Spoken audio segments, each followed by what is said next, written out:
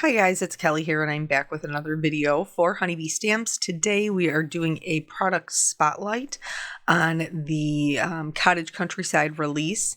And so I chose to do the Bold Background Chinoiserie. I love these bold backgrounds. We've done a couple of these in the past. And then also another part of the new release are these lovely layers butterflies. And I adore butterflies. So I thought that they would work really nicely together. And just because they're so easy, like these bold backgrounds are so easy to use, especially when you're like, I don't want to have to think about it. I just want something that I can use that's going to be successful every time. They are great for that because they fill up a whole A2 size card. And it's a good, like, I look at, of course, how like I'm going to invest it because I'm a cheap chicken. And I love that you can use the leaves and the flowers separately. And then for the sentiment, this is also from the new release, and this is called So Special. I ended up going with the sentiment that says, "Thank you for showing me how to be an amazing human." I love that. But there are just very like kind, encouraging kind of sentiments. This is the color palette that I kind of pulled out. And honestly, I didn't end up using the navy or the light blue. I ended up using like more teals, peaches, and pinks. All of the cardstock that I used here today is from the Spellbinders Color Wheel cardstock, which Honeybee does carry. And so in the example, like the Lovely Layers guide, the leaves are darker and the vining parts are a lighter. I flip-flopped that just because I liked that darker teal a little bit better. And these leaves are separate from the flowers, which I am a huge fan of because then like you can just die cut them all out together. And then the same thing with the flowers. The large flowers, everything is clustered together. Same thing with the medium, and then the small, they have just three separate ones. So I went ahead and adding these to my colors of cardstock. And then I wasn't sure for the butterflies if I wanted to do more of a peach, which is the way that we did go, or if I wanted to do more of like a corally kind of pink. And so I pulled that one out as well and cut a couple butterflies from there. I didn't end up using those ones, which is fine. I just put them in my envelope and I'll use them on another card. So now that I have them all taped up, I went ahead and ran them through my die cutting machine. And then also I have this like navy colored cardstock. That's not what it's called. I'll link everything below.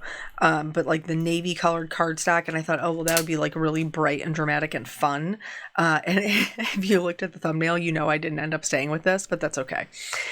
So speaking of colors, and I pulled out, like I said, these couple of little butterflies, and these, like all of the Lovely Layers that you see, they have like the wings. The smallest one is just one wing, its body, and then there's another separate piece, which I think is supposed to be like the segments of their bodies. But almost all of them have kind of angled wings. You can see them here. There's one large one that is just a straight one, like just straight out, and then the other three all have angled wings.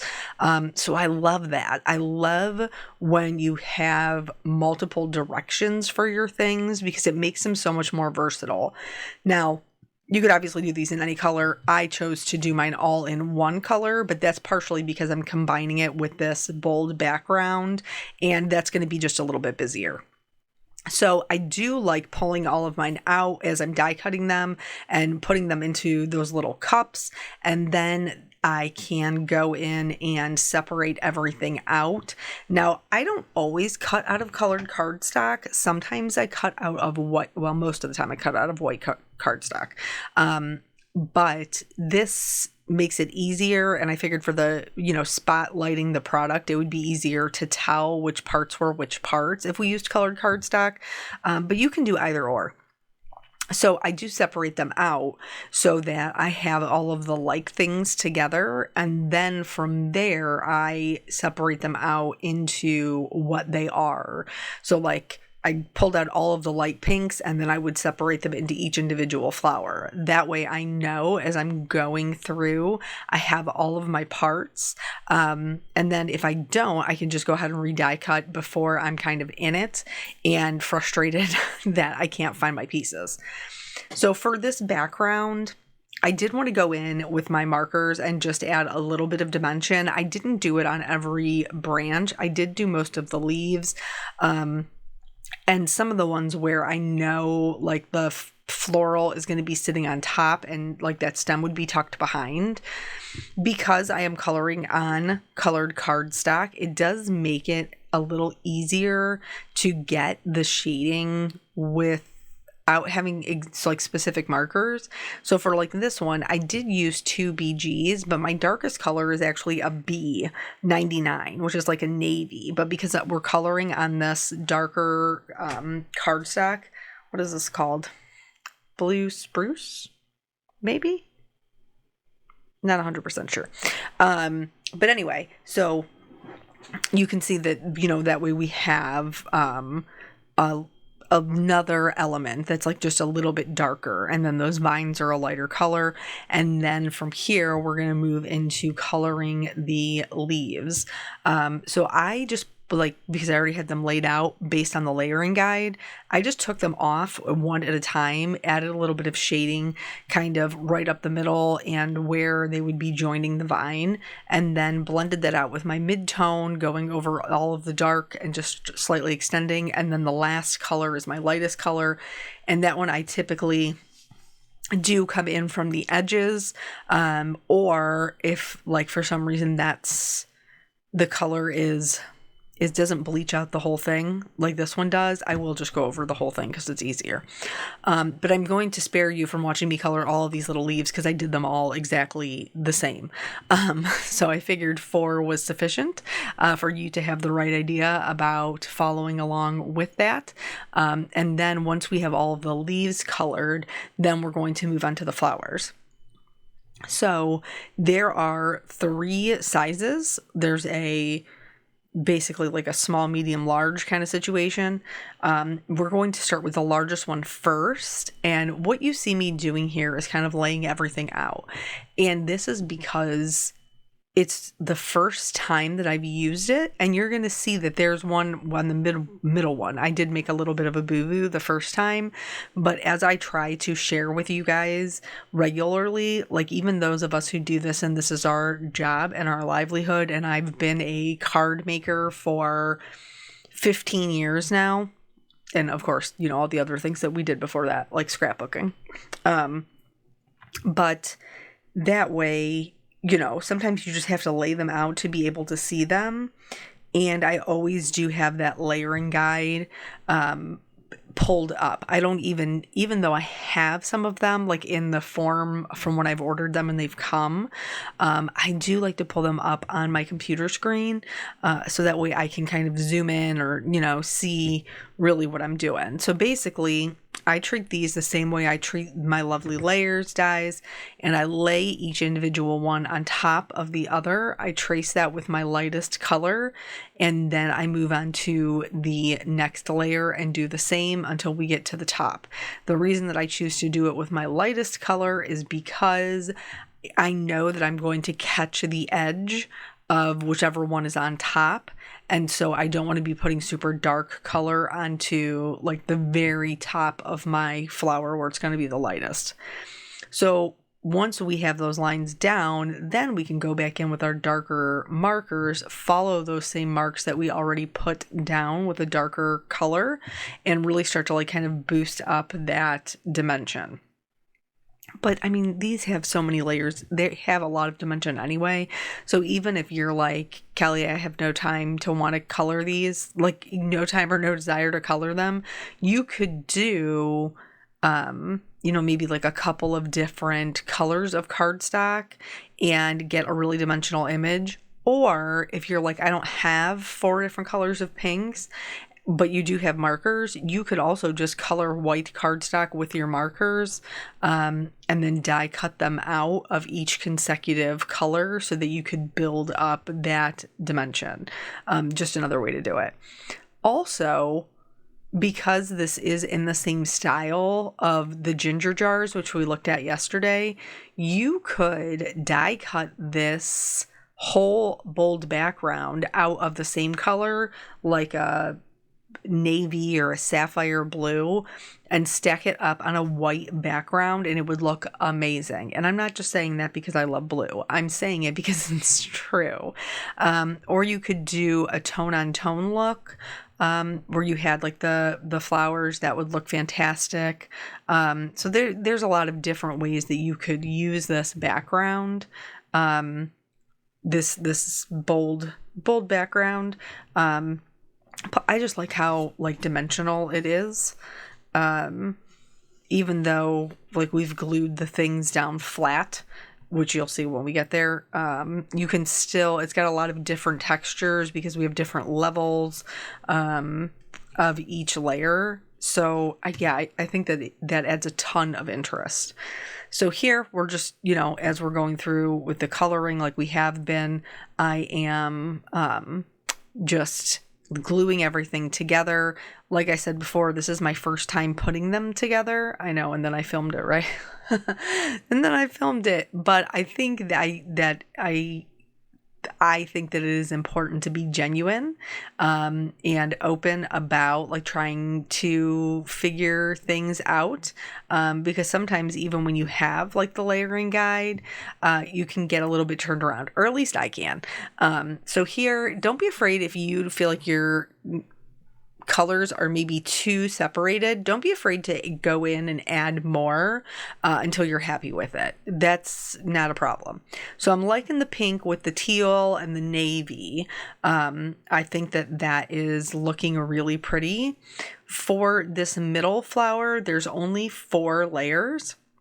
Here's where I went wrong right here, because I marked it wrong. That second layer, I marked it wrong, and you could just see how I just like moved that after I marked the shadow. But fret not, we're going to fix it. This is also helpful that we're marking it with our lightest color, because that also means that you can go back in and erase that. Like if you're going in with a dark color, it doesn't even matter because you won't be able to see any of those lines anyway. So here again, doing the same exact thing, going right over the lines we already have with the darkest color. And if there's any areas, maybe like on the bottom piece that maybe has some more petals, I might extend it out a little bit. But this one doesn't, even though it's the medium, it doesn't necessarily have a lot of real estate. So I did not stress about that. I did leave just a little bit on the edge for the lightest colors, and then that piece that sits on top, I added some shadows to the bottom of that with my light mid-tone, and then blended everything out with my lightest color. And then we're just going to build this back up same as we did last time, though this is where you will see my boo-boo as I'm trying to fix it. I'm like, wait, that matches. Is that the way it's supposed to be? Is that the way it's supposed to be? Just an FYI, so you don't do what I did. Any of the areas that are supposed to show have embossed lines. So if you're putting any lovely layers together, if you're putting them together and you are covering up the embossed lines, then something is probably awry.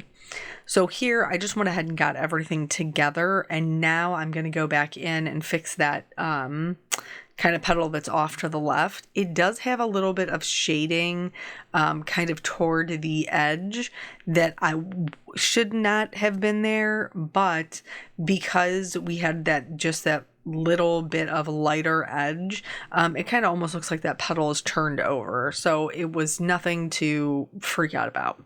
Then for the last one, This one has the 3, and I know it looks like maybe there's leaves on the bottom. There aren't. Those are petals. So again, we're just going to mark them same as before, and that little Y sits right on top to kind of create the bud. So I will mark those. These ones do kind of get a little bit challenging, like those smaller ones, to mark, but I have also found that they're the ones that you need to mark the least, because there's just really not a lot there. So even if you wanted to kind of wing it and just kind of add some shading up from the bottom, knowing that the top is going to be the lightest part, that would probably be okay. I don't think anybody would be like calling you out on it, but I do try to the best of my ability to line them up and add that shadow there, because I just think it looks so much, I just think it looks so much better when it has that kind of pop of darker color, which I know can be a little bit scary. So that is the third one. So I am going to do the other 3 off camera, because you've seen me put them all together now, and I'm going to set that aside. For the butterflies, I opted to go with like this orangey peach color. On the color wheel, teal is the opposite of like a yellowish orange. So I knew that those would look really good together with the teal, plus blue and orange are also why can't I think? The complementary colors. They're also complementary colors. So I was like, oh, I have this blue background. It'll really help the orange kind of pop. So these colors are a bit more desaturated, which means that they're not as bright as I would normally do. But I think in this case, it does work. So for the body, I did a combination of a W7 and a W5. And then for the thorax, like little section, I did that all in the W7. So now I laid that on there. I'm happy with the way that that is looking. So now I'm going to go in and color up my other butterflies. This is at this point is when I decided that I was no longer going to be using those kind of darker corally ones, that I was just going to stick with this peach color. So I did have to go back in and die cut out another one of those larger butterflies and color that one as well. This particular butterfly, like when you're putting it together, you kind of glue it to the top to the bottom, and then you glue the body in. This is the larger one that you did not watch me color, but I colored it the same way. And you can see that this one is kind of meant to be almost like flying at you, where its wings are behind it. And so I do like this one. The lovely layers are done in such a way that it makes them so versatile.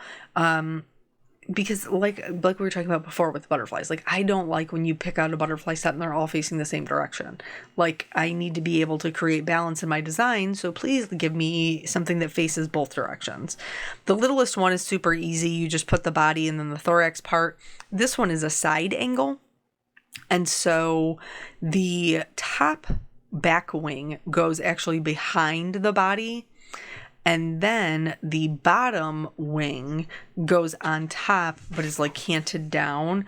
And then this one, which is the top front wing, that one goes over top of both of them. So here, I wasn't 100% sure. I felt like the navy was kind of dark for the sentiment that I chose. So while I did really like this, I started playing around and trying to look at it on different colors. So the first one that I switched over to is the white, and I did like that very much. I also think a light pink probably would have worked. I did not try that. And so here I'm just kind of tucking in the leaves so I can see what it all looks like. And then from here, I am also going to try that lighter blue color, which wasn't totally terrible. I do think that could work in a pinch kind of situation. Here, so you can see I'm just kind of like trying to slide it underneath there. It doesn't have to be perfect. I'm just trying to get an idea. And I do think the blue looks nice, but I I liked the white the best. So for the sentiment, I was not sure whether I wanted to do white, like stamped in like teal, or if I wanted to do the white heat embossing stamped on the teal cardstock. Ultimately, this is the one that I ended up using. So I treated it with my anti-static tool. I am going to stamp it with our Brilliant White pigment ink. I do like to stamp mine twice just to make sure that I'm getting really good coverage. So I went ahead and stamped that down, and then I'm using white to detail embossing powder to add that so we get like a really nice crisp image. And then I just dump my excess back in the bottle. The whole time I'm doing all those other things, I'm preheating my heat tool. So by the time I'm bringing it to the paper, it's nice and hot and it doesn't take much time at all to emboss it. I'm going to use the coordinating die to cut that out. And then I actually cut 2 more of the coordinating die out of white so that I could stack it up. So now here I have my card front. In order to pick up all of these leaves, I added a couple of little dots of glue onto the vine, and then I pressed them down onto the leaf where they needed to go. This, I think, was the easiest way to kind of do it. Instead of trying to lay it down and then slide the leaves underneath with the adhesive. So this is the way that worked for me. And so we have those darker green leaves, the teal that we colored, and then these are the lighter ones. And then I will, once that's done, I'm going to add glue to the whole thing. And this, I did move fast, but there were some times that like I had to go and add just a little bit more glue. I have found the best luck in adhering these to be letting the bottoms touch and making sure everything is nice and tucked in as you're laying it down. These a lot of times have like some curvy edges, so don't feel like you can't, scoot them over a little bit to make them fit. Sometimes if it's real thin, like these vines are a bit thinner, it can get a little bit more challenging to get them to lay the way that they are intended. So here, now that that's down, I'm not adding any foam tape because there's so many layers of cardstock. So I'm just going to go ahead and glue these right down into their homes. It's pretty easy to see which one goes where. Because 1, we haven't colored it, but 2, they are the same exact shape. So this is really easy to do. And then this would be the complete background, which I love. I think that you could maybe matte this on, more of like a dark rose, magenta, plummy kind of color. Also, you could do the sentiment on that same kind of color, but we're going to add in these butterflies. So here's me stacking up the sentiment. I'm just going to put some glue on them. Do you recognize it? It was from yesterday's product spotlight video. I had that white cardstock just laying around, and because I am so cheap, I'm like, I'm not throwing this away. I'll use it for the stuff that you're not going to be able to see. So all in all, this is 3 pieces of cardstock all together. And like I said, I did go back and forth because I laid the teal down and I thought, oh, can you even read it? Because the background is a little bit busier. So then I did the white with the teal, which was not better. So I went back to the other one. And again, I'll just tuck that into the envelope and use it another time. So once I knew where all of my things were going, for this butterfly, I added just the liquid glue, and then same thing with the sentiment, it's just the liquid glue. For the other 2 butterflies, I did go ahead and add some foam tape. It's the only foam tape I used on this card, and I have a tendency to do it a lot with winged things. So I added glue to the center and then to like one side of the butterfly. That's the side that's going to be adhered down flat. And then I'm going to take a piece of foam tape. In this case, these are the, what are they? The 1/4 inch, I think, foams, the little round ones. So those I'm going to put on the opposite side. So that way when I adhere this, the side that is flat with the glue on it is the one that I will push down kind of until it grabs hold, and then the other one will automatically be propped up on that foam tape. And then same thing for this one, I'm using the tiniest little pieces of foam tape right on the outside edges of the wings, because I still want the center to adhere with the liquid glue.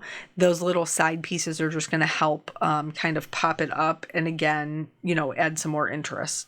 I added some clear shimmer glitter to basically everything except the leaves. And then I did go in with a white gel pen. I added some highlights to the flowers, but I also kind of highlighted the design on each of the butterflies. So like this one's a little bit more like kind of soft streaky lines. The other one is more polka dots. The other butterfly, I mean. So it does add a little added detail, which I love. So this is the full card. I hope that you guys are inspired. Please come back tonight to see the release party, and you'll be able to see all of the country or the cottage countryside. Thank you guys so much for joining me. I always appreciate your time, and I'll catch you on the next video. Bye.